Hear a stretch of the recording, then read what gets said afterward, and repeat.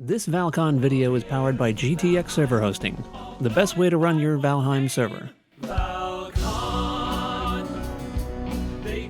Hi, I'm MorningDarkness, and I'm going to be hosting a role-playing in Valheim panel.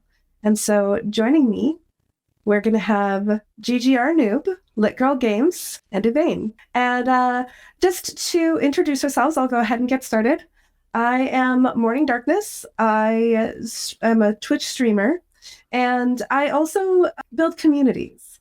I have been playing tabletop role-playing games since college, so we're not going to talk about how more than 20 years ago that was, but we're going to move on. And I've also pretty much started GMing shortly thereafter, so about as long. I have both played D&D with the theme of Valheim inspiring the game, as well as I have been part of a roleplay server. So next, GGrNoob, would you introduce yourself? Yeah, as you said, I'm GGrNoob. I'm one of the earliest alpha players with probably close to 10,000 hours in Valheim, dating back all the way to 2018. I currently run a small RP PvP focused group, and but we're more on the casual side of RP. I've also played on some of the more hardcore servers, such as Valheim RP, and I'm here looking forward to sharing my experience in the world of Valheim roleplay. Thank you so much. And then LitGirlGames. I'm LitGirl or Callie, and I'm actually a professional editor. I edit books for a living. I do developmental editing and substantive editing. So when I discovered all the cool things you do with Valheim that involve storytelling, I got really excited. So my main focus when I play now is focusing in on a lightly role play theme in your Valheim, and the restrictions provide a little bit of more fun for our group, and it has been a really fun way to build community, actually. So pretty excited to talk about this stuff with y'all today. And then Yvhain. Hello everyone, so I'm Yvhain, I'm a Twitch streamer. I've been streaming for more than 3 years now. First, I was multi-gaming, and I stream, I would say, Valheim 90% of time. Mainly at first based on building, then since I would say at 2022, speed running the game. So all the things are totally not related to RP, but last year I had the idea to enrich the Valheim experience and build the RP story. So we play with my friends and stream it once a week. Very good. Thank you so much. And then just to give an idea of what we're going to be expecting, this panel is going to be about exploring techniques to create unique, challenging, and story-driven roleplay experiences and how to roleplay in Valheim. All right, so the first question that we're going to go ahead and get started with is, why do a themed playthrough? Callie, do you want to go ahead and start us with that one? Sure. So for us, it was just a way to make the game a little more fun. I've only been playing the game since about 2021, since its official release. I'm not cool enough for the Odin cape. Sorry, that's funny. I see you. But it's when you've got enough hours in the game, you kind of start thinking to yourself, oh, I've seen enough. Or there's 6 months between a release and you don't know what to do with yourself, but you really like the game. So we started poking around with rules and restrictions, and people do things like hardcore mode, which is a type of themed playthrough. So we thought, why not include story mode? We're story nerds. We love to get together and talk and share ideas. So we now do that in a communal setting inside of Valheim. And we change up our group. Our community changes up every 3 months, and it's a lot of fun. Okay, I would say that my experience is a bit similar, that after some thousands of hours playing, I say, okay, it's a bit boring. So how can we enrich the experience with something else? And I had the idea to create a story and play with my friends and use only the gameplay settings of Valheim to have some roleplay, and that's how it started. So I think my experience of that has been slightly different. Back in the alpha days, I started a system called Clan Wars. So my goal was to turn this game into an RP, MMORP type of game from day one, even though that's not what the developers had in mind. And so my goal with the roleplay was always trying to get, little niche groups together that would fight grand wars. Right. Absolutely fantastic. All right, and then are there resources to support this? Valheim, what are some examples of things that are set up that are already there that someone could just go and find? Valheim Roleplay is a whole Discord dedicated directly to this stuff. And tell us more. It's its own Discord server. I am lightly involved. My story element's more world building stuff. So I just discovered the roleplay server. But they actually have it where you talk in character. They have different levels in the Discord. It's been really handy so far, and they have resources for people to use. Okay. Mine a bit different is that I discovered last year the proximity chat mod. And I tried this and said, would be a great idea to have some roleplay with that. Because the problem is that with Discord chatting, you hear everyone where you are on the map. And with proximity chat, you can sum up group and separate discussion. And that begins to be interesting. The proximity chat is a very useful tool. I also find tools like KG's Marketplace. That's a really good tool when you want to set up quests and sort of have that that you don't have to have so much involvement and every day, and players still have things to go do. And that way you sort of keep the RP alive, even though when there's not an active DM available or something like that, or somebody directing the story. Mm-hmm. Very nice. And are there like any other specific mods that you would recommend? And then Callie, I know you have another panel as well that'll be going more into detail of that. Yes. Would you tell us more about that? So there's also going to be a panel on custom world building, creative world building, and it's run by Stone Prophet, and it'll be Rock, and it'll be covering everything that you can do inside the modded gameplay. And they're going to get so deep into this, it's going to blow your mind. But resource-wise, like there are lots of mods you can use for sure. But even like not thinking in mod terms, there are lots of books and websites, things where you're working on building your creative skills for world building. So thinking, we'll get into this a little bit later too, but thinking about like character development, thinking about your background story, thinking about those things. There are tons and tons and tons and tons of resources for world building out there. Go to the library, libraries. And you also have like the Valheimians, I think the site is called, where there's a lot of maps you can download. So if you want to bring up World of Warcraft's Azeroth, or you want to bring out Lord of the Rings, like the choices, they're pretty endless. Very cool. All right, and then what is your favorite RP experience that you've had so far? I would start. I say that when you write a story and things really unexpected happen. For instance, after 15 sessions, we all died. So our arc, it was totally unexpected, and close the session and close the season, because we built seasons like a series, and that was totally unexpected, surprising, and discouraging. But that was as well a great experience to say, okay, we are dead, so we are dead. The character is dead too.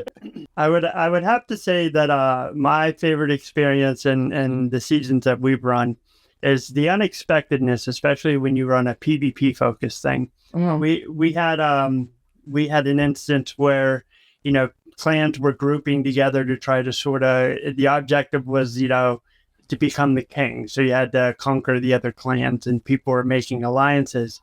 And at one point, my clan got so horribly betrayed by everybody that it was just hilarious. I couldn't do anything but sit back and laugh, because if we were in the final battle, and next thing I knew is the clans I thought that I was allied with all turned on me. So it felt real life. I kind of love that.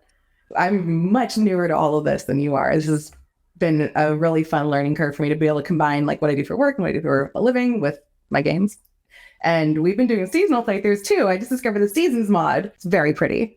So we did our last season, we didn't use the mod, and this season we are, because we have it biome locked, weather locked to the winter setting. And the game's so pretty. It's so cool. But it's one of those things where like the weird ways in which people will find to play the game according, you think you've made this nice scenario and all these things, this makes sense to go this way. And then suddenly your 20 somewhat neurodivergent friends go this way and this way and this way and this way. And you're going, we're trying our best here. But it's my second run through, and it has been the most fun. I'm loving it. It's chaotic. Well, it's something else that not only based on the game, but on the people that when I had the idea of the RP, I was surprised by the people very happy, and the way they're how can I say that, the way they play their role and their character with very deeply and very seriously, and I was very surprised of that, and that was very satisfying, I would say, for someone creating something. Yeah, it's always a benefit when you see that the people engaged in what you've built are having a really good time. I will say that I also have a favorite experience. So I was actually on GGrNoob, the Viking servers, and Yvhain, who unfortunately could not join us today, he was always in character. He was always in character on that server, whether we were role-playing or not. And my favorite experience is we were doing a build competition, and I was one of the judges. And he was giving a tour of his build, and I fell into one of his traps. Oh, Sweet. And his response was chilling. And it was the best, most thrilling experience in Valheim. I swear. It was just like, now your grave will decorate. I can't remember exactly what he said, but now your grave will decorate my beautiful dungeon here, or something like that. And it was so good. It was so good. So I think that was my favorite experience, when someone commits to the bit and they absolutely just go with it. yep. The shenanigans that come out of that are pretty freaking cool. Absolutely. Yeah. So let's move on to the next question. What are some things that you have run into that can be pitfalls in as either a DM or a GM? And to define those terms, a GM is a game master, a DM is a dungeon master. Usually DM refers specifically to Dungeons and Dragons, but not always, because it's been adopted by many things. And either as a player or as a person who is running the game, what are some pitfalls that you have found that people can fall into? I would say that in my experience running, PvP-based stuff, and we do progression restriction. We do stuff like that, and we use a lot of mods to sort of help with that. But you'll always have those players that just sort of figure out how to nerf the whole system. They figure out how to jump to the later game gear, or they figure out how to, they read your rules very finely, and they figure out, you said in order to be king, all I had to do was survive X number 1 days without my kingdom being conquered. So now I'm king, even though I've never fought a war. So you always run into little knickknacks like that. And a lot of times it's being very clear on the rules, or using the right mods to help enforce progression restrictions, so that even if they do get those materials, they can't do anything with them. I would say that, for instance, as I'm the storyteller, I write things, and sometimes people don't follow what I wrote and do their own stuff. So sometimes it's a bit depressing.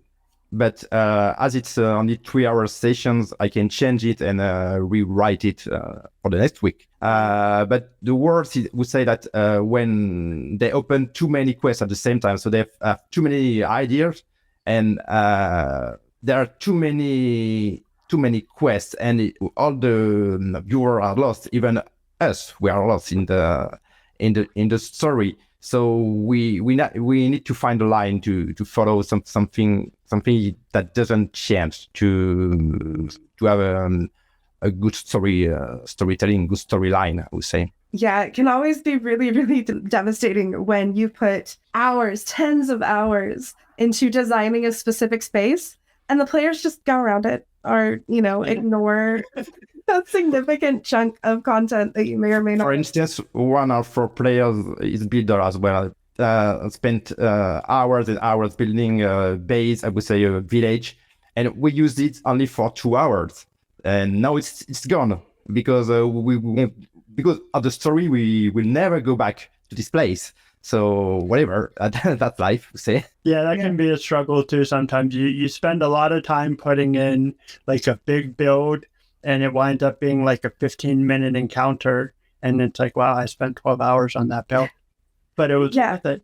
Oh, God. But it was worth it. Yeah. And then I will say, one of the other things that I find that I would warn anyone who's trying to put together a game, if you are writing a story, please I beg of you, do not write a story as if you are trying to relive a specific kind of a specific fiction, whether it be you want to re-experience Vikings, the TV show, or like a specific book that you're trying to recreate in Valheim.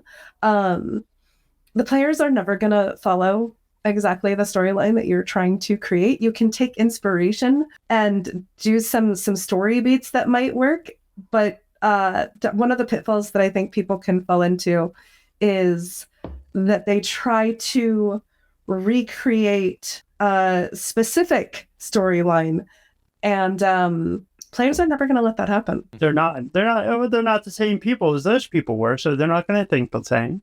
You know what I mean? And at the end of the day, it's still a game, so you are confined to the rules of the world you're in. So you have to leave a little bit of a leeway there for the players to develop themselves and create their own story of it. And then another question is, what are the built-in options for world building and creative mode, specifically within Valheim? So that was one thing that early on in the alpha days, we would have scenarios where you'd always get that one person who joins who wants to create like a Christian priest temple and go around and convert everybody. And as a joke, we were always hoping for the ability to burn that building down, because we are the Vikings, you know what I mean? So that was one of the features we were very excited that Valheim added as a modification. Unfortunately, on that end, you also have to be careful with your own fireplaces because they can burn your own building down, as I'm sure quite many people have learned already. For me, during the first season, I wanted no build before the session. So I wanted the players to build their own homes, etc., etc. But after one season, we had, of course, a small village, and because most of us died at the end of first season, we had a break, staying there. 5 years passed. So we built another village, but this time with creative mode, okay, in another place. And I spent, I think, 2 hours destroying the old village, meaning that time passed, and I planted some trees and broke some walls, etc., etc. And it took me like 2 or 3 hours just breaking it, not breaking completely. I mean, making it harder. Oh, making it worn. Making it look worn and yes, causing some damage so that the things would kind of warp a little bit. Yes. Oh, like if you half break a stool, it'll knock over. Yes, that's it. Yeah. Breaking the wall, the stones, etc., etc. But we reused this village because we came back, so it came like a legacy of the first season. That was very, very interesting. Very cool. I will say that something that I have seen that is a really, really, really good example of what you can do with just vanilla features in Valheim. This is a call out to 9byte and Drakkar. They created an entire world for RP Valheim that uses all in-game vanilla features, and they resized some of the different spawnable items in game. They added elements from different biomes that you wouldn't normally see placed, and did all kinds of changes of lighting, and as well as using signs and all kinds of other things to create a very immersive RP world. It's very impressive if you haven't checked it out. But even specifically for me, I will tell a story with, if I create a library, each sign will be a book title, and you can scroll your mouse across and look at different book titles within the game. I actually have a spreadsheet of about 200 book titles that are Valheim themed that can be very fun to use. And so, signs can tell a huge story with just a little bit. Another thing that I've done is These are real names, real book names. Book names I made up. Okay. Oh.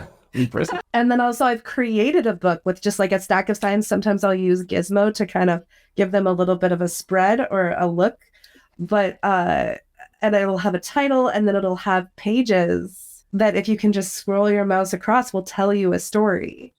And you know, it'll be a small anecdotal story, but it can be very very exciting for just having just this little bit of lore that is briefly explained and just using signs.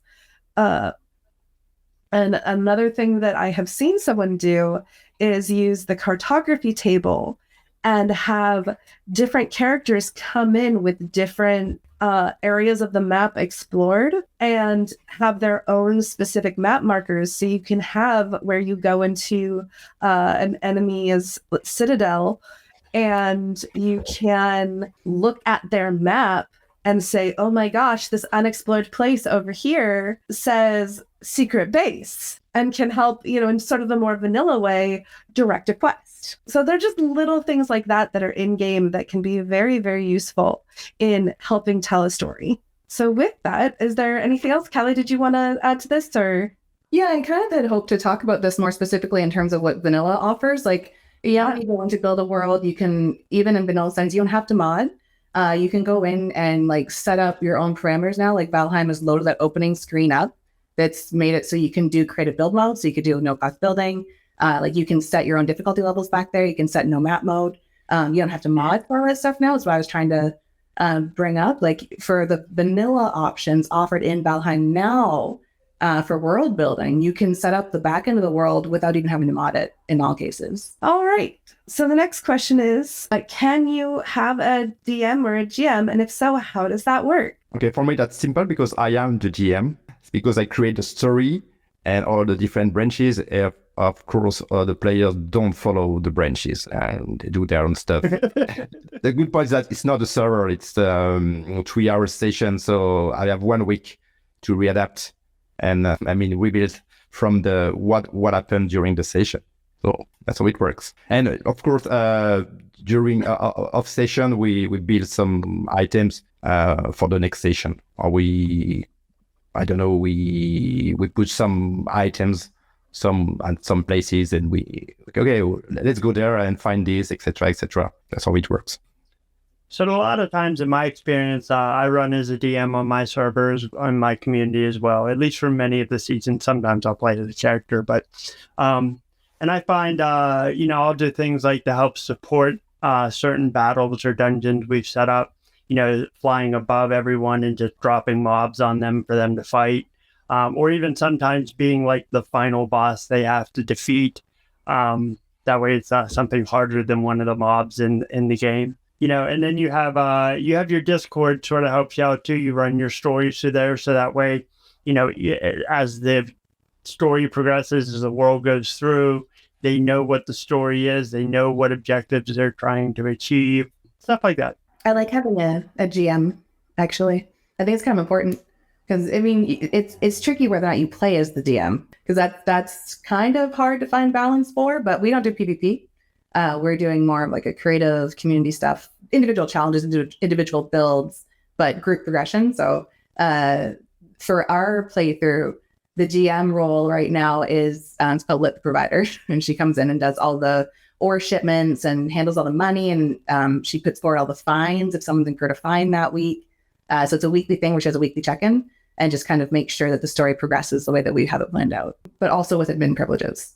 So heavily much able to do anything in the game, including like break something permanent if they need to. Yeah, DMs usually run heavy with the privileges and mods. So every allowable thing, because as previously mentioned, with people who tend to find the loopholes, sometimes you got to come in with your hammer. Drop that ban hammer. And that's happening. All right. So if I, let's say I'm a person who wants to create a new world, and I'm very inspired by this panel or just by some ideas that I've had for a while. What base elements do I need to consider when developing my world? Callie, let's go ahead and start with you. Not like it's my question. Like break it down like I would if I'm an editor, right? Like if I'm giving you developmental editing feedback, I'm going to ask you how you built your world. Like, does it make sense? That's the question I ask everybody. Does it make sense here, now, in this world, the way you've done it? So we've broken this down into characters and background stories, themes and goals of the playthrough, progression, rules, and restrictions. So we'll cover some stuff we've already talked about a little bit, but that's okay. Environment and geography, which includes like POIs, and then food and bev and drop management and character difficulty. So we'll break it all kind of down categorically because I'm a nerd. But those are the main buckets. Before you dive into if you want to build with friends, but before you do that, those are the main things you should think about. Characters and background stories are definitely an important factor. We tend to, as far as the overall arching story, we put control on that, but, we allow characters to have as much, or players to have as much freedom as they want to create their characters. Themes, we're always Viking. We're always like that Viking PvP warfare theme, but we do change it up each season. Like there's a different objective or a bad guy or reason that everybody's doing their thing. Mostly with progression rules and restrictions, we rely heavily on mods for that. You can try to put in rules and say, hey, you're not allowed to go into the Mistlands like early on, but as we said before, there will always be people who find that loophole. We always have one person who's like, I know how to kill this person with nothing but a spear and no armor on. And we're like, so we rely heavily on mods for that. And as far as points of interest, we're a little lighter on that. I might build a few dungeons here and there, but for the most part, I like to have my players have sort of free reign with how they develop the world, the cities they build and stuff like that. Knowing that there's going to be a war there and likely their stuff is going to get destroyed or stolen. Like you got to understand. And stuff like that. We have a lot of fun with it. That's cool. Yeah, I will say that my favorite thing of world building and all of that is using the points of interest or the POIs that are in game that have been built by the DM or whatever. I love tying the world together through linked or different themed POIs. I think that's one of my favorite things. Even as someone experiencing something, that is my favorite thing to find. To be like, oh my gosh, this matches this other thing that we found across the world. I think I get really excited about that. Well, you do have that 200 book spreadsheet, so like the Easter eggs are real for you. I love that. Nice. Guilty. I would say that for me, the thing is a bit different that because of course we don't really follow the game rules, meaning that we don't follow what is made by the game. We don't go to a biome and then another. Right. Of course, the background story is the key, and of course, I discuss with some players in private.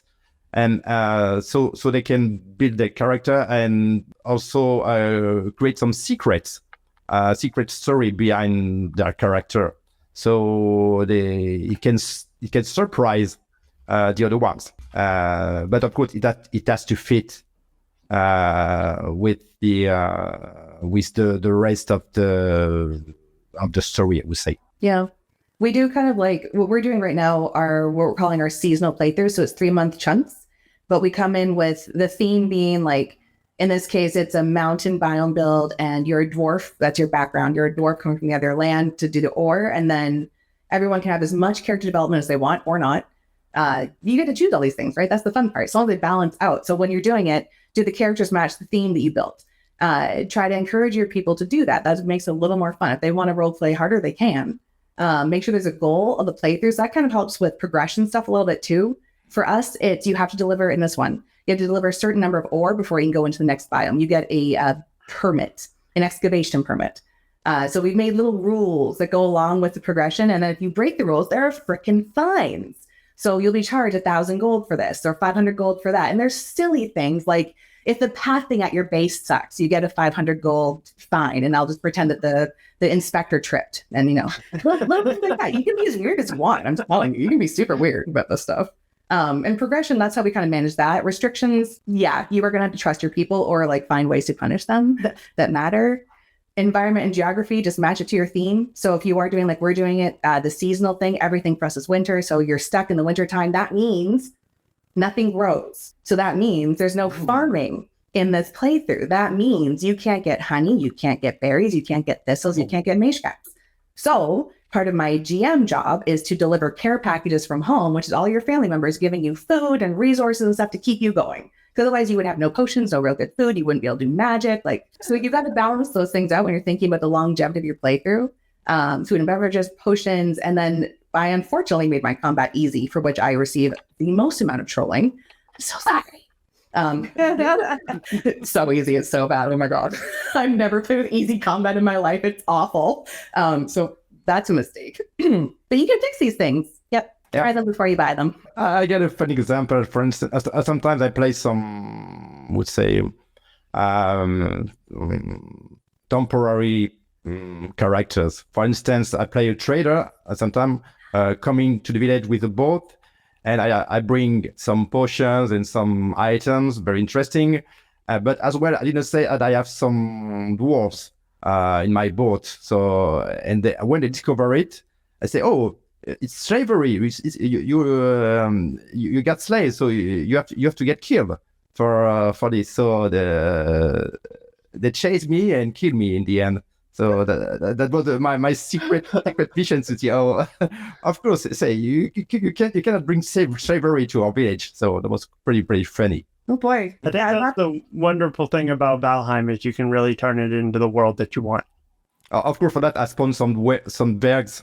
For that, playing some dwarves, slave dwarves. So it was fun. All right. So I'm going to go ahead and move us on to the last question because we are running out of time. What are some general tips for streaming your RP world do you have? Because we have some really good streamers in here who have RP worlds that they are actively running. GGrNoob, let's go ahead and start with you. Well, I think organizing enough people to be around to make the events successful for your streams, that's oftentimes a challenge, but that's a really good tip. If you can make sure you have enough people there to keep things going, that'll really help the stream out. That's what I do too. I have some minimum requirements. We have to be at this a certain number before starting the station. If we are not, we just delay it. That's what we do. Yeah. Yeah, sometimes that happens. Testing your mod packs before you go live. Yeah. I've literally almost screwed 2 of my playthroughs because of that crap. So just saying. That's a lot. And you can't test it because you're the person with the admin stuff. So find a friend, get them into your world, make sure nothing ruins their life, and be happier for it. And also schedule your modding updates for the exact same reason. Test. Yes, of course. Ensure that the mods working when there is an update of the game. So some pre-testing is required most of the time. It happens already that the mods don't work if you have an update of the game. So kind of preparation work. Get real familiar with previous stable version. Yep. Right. That or messages like the word cannot be loaded, things like that. You see what I mean? All right. Thank you all for joining us on the Role-Playing in Valheim panel. Hopefully you were able to either learn something, be inspired by something, or otherwise get to experience something new in your next Valheim playthrough. And make sure to check out all of these lovely people. They all stream. And what platform do you all stream again, if you would repeat? LitGirl, Twitch, Yvhain? Twitch. Okay, Twitch. I do Twitch and YouTube. All right. Thank you guys so much. Have a wonderful, wonderful day. Thanks so much. Thank you. Bye-bye.